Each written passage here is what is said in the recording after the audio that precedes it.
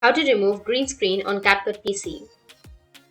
So if you want to remove green screen on your CapCut PC, then first you need to open up your CapCut PC application.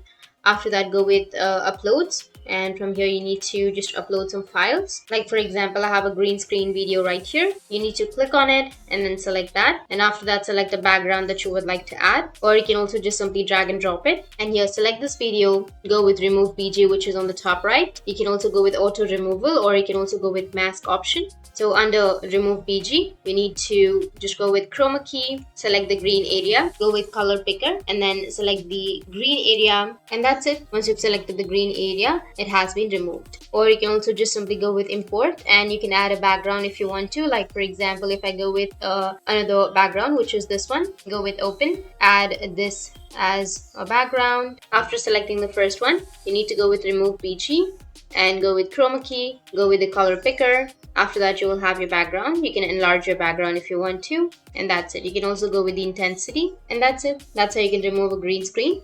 And if you have any questions, feel free to comment below. Thanks for watching.